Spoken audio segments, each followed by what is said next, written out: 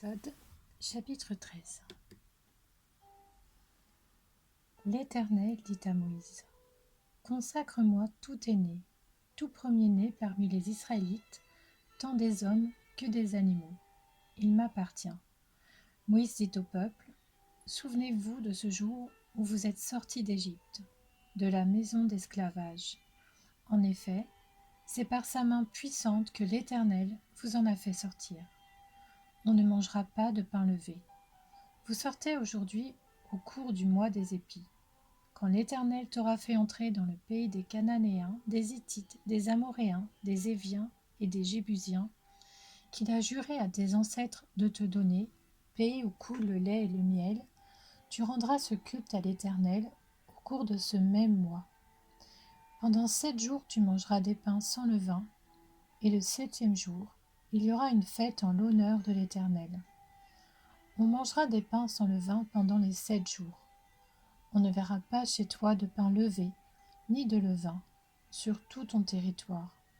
Tu diras alors à ton fils : c'est en mémoire de ce que l'Éternel a fait pour moi lorsque je suis sorti d'Égypte. Ce sera pour toi comme un signe sur ta main et comme un souvenir entre tes yeux, afin que la loi de l'Éternel soit dans ta bouche. En effet, c'est par sa main puissante que l'Éternel t'a fait sortir d'Égypte. Tu respecteras cette prescription au moment fixé, d'année en année. Quand l'Éternel t'aura fait entrer dans le pays des Cananéens, comme il l'a juré à toi et à tes ancêtres, et qu'il te l'aura donné, tu consacreras tout premier-né à l'Éternel, même tout premier-né des animaux que tu auras. Les mâles appartiennent à l'Éternel. Tu rachèteras avec un agneau tout premier-né de l'âne. Si tu ne le rachètes pas, tu lui briseras la nuque. Tu rachèteras aussi tout premier-né de tes fils. Et lorsque ton fils te demandera un jour : que signifie cela ? Tu lui répondras : par sa main puissante, l'Éternel nous a fait sortir d'Égypte, de la maison d'esclavage. Et comme le Pharaon s'obstinait à ne pas nous laisser partir, l'Éternel a fait mourir tous les premiers-nés en Égypte, depuis les premiers-nés des hommes jusqu'aux premiers-nés des animaux. Voilà pourquoi j'offre en sacrifice à l'Éternel tout premier-né des mâles et rachète tout premier-né de mes fils. Ce sera comme un signe sur ta main et comme une marque entre tes yeux, qui rappellera que l'Éternel nous a fait sortir d'Égypte par sa main puissante. Lorsque le Pharaon laissa partir le peuple, Dieu ne le conduisit pas par le chemin qui passait par le pays des Philistins, même si c'était le plus direct. Dieu se dit en effet : le peuple pourrait éprouver des regrets en rencontrant la guerre et retourner en Égypte. Dieu fit donc faire au peuple un détour par le chemin du désert vers la mer des roseaux. Les Israélites étaient partis d'Égypte en ordre de bataille, et Moïse avait pris avec lui les ossements de Joseph, car ce dernier l'avait fait jurer aux fils d'Israël en disant : quand Dieu interviendra pour vous, vous ferez remonter mes ossements, loin d'ici, avec vous. Ils partirent de Sukkot et campèrent à Étam, à l'extrémité du désert. L'Éternel allait devant eux, le jour dans une colonne de nuée pour les guider sur le chemin, et la nuit dans une colonne de feu pour les éclairer, afin qu'ils puissent marcher jour et nuit. La colonne de nuée ne se retirait pas de devant le peuple pendant le jour, ni la colonne de feu pendant la nuit.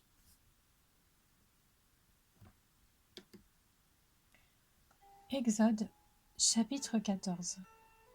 L'Éternel dit à Moïse : parle aux Israélites, qu'ils reviennent camper devant Pi-Hahiroth, entre Migdol et la mer, vis-à-vis de Baal-Tsephon.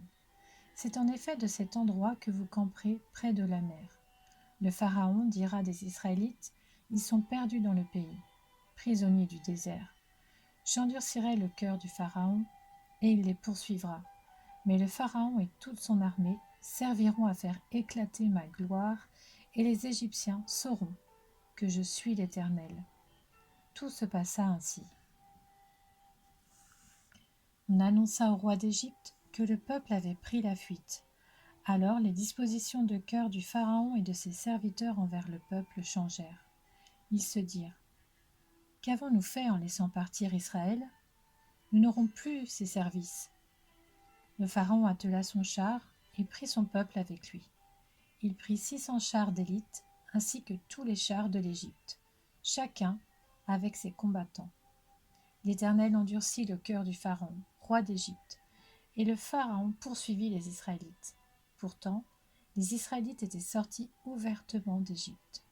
Les Égyptiens les poursuivirent et tous les chevaux et les chars du pharaon, ses cavaliers et son armée les rattrapèrent, alors qu'ils campaient près de la mer, vers Pi-Hahiroth, vis-à-vis de Baal-Séphon. Le pharaon approchait. Les Israélites levèrent les yeux et virent que les Égyptiens étaient en marche derrière eux. Ils éprouvèrent une grande frayeur et crièrent à l'Éternel. Ils dirent à Moïse, « Est-ce parce qu'il n'y avait pas de tombeau en Égypte que tu nous as emmenés dans le désert pour y mourir?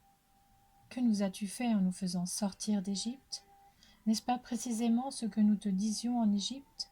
Laisse-nous servir les Égyptiens, car nous préférons être esclaves des Égyptiens plutôt que de mourir dans le désert. » Moïse répondit au peuple, « N'ayez pas peur, restez en place et regardez la délivrance que l'Éternel va vous accorder aujourd'hui. En effet, les Égyptiens que vous voyez aujourd'hui, vous ne les verrez plus jamais. C'est l'Éternel qui combattra pour vous. Quant à vous, gardez le silence. » L'Éternel dit à Moïse, « Pourquoi ces cris? Dis aux Israélites de se remettre en marche. Et toi, lève ton bâton, tends ta main sur la mer et fends-la. Ainsi les Israélites pénétreront au milieu de la mer à pied sec. Quant à moi, je vais endurcir le cœur des Égyptiens pour qu'ils y pénètrent après eux, et le Pharaon ainsi que toute son armée, ses chars et ses cavaliers feront éclater ma gloire. Les Égyptiens sauront que je suis l'Éternel, quand le Pharaon, ses chars et ses cavaliers auront fait éclater ma gloire. » L'ange de Dieu qui marchait devant le camp d'Israël quitta cette position et marcha derrière eux, et la colonne de nuée qui les précédait fit de même. Elle se plaça entre le camp des Égyptiens et le camp d'Israël. Cette nuée était obscure d'un côté, et de l'autre, elle éclairait la nuit. De toute la nuit, les deux camps ne s'approchèrent pas l'un de l'autre. Moïse tendit sa main sur la mer, et l'Éternel refoula la mer au moyen d'un vent d'est qui souffla avec violence toute la nuit. Il assécha la mer, et l'eau se partagea. Les Israélites pénétrèrent au milieu de la mer, à pied sec, et l'eau formait comme une muraille à leur droite et à leur gauche. Les Égyptiens les poursuivirent, tous les chevaux du Pharaon, avec ses chars et ses cavaliers, pénétrèrent après eux au milieu de la mer. Très tôt le matin, l'Éternel regarda le camp des Égyptiens depuis la colonne de feu et de nuée, et il sema le désordre dans le camp des Égyptiens. Il fit dévier les roues de leurs chars et rendit ainsi leur conduite difficile. Les Égyptiens dirent alors, « Prenons la fuite devant Israël, car l'Éternel combat pour lui contre nous. » L'Éternel dit à Moïse, « Tends ta main sur la mer, et l'eau reviendra sur les Égyptiens, sur leurs chars et leurs cavaliers. » Moïse tendit sa main sur la mer. Vers le matin, la mer reprit sa place.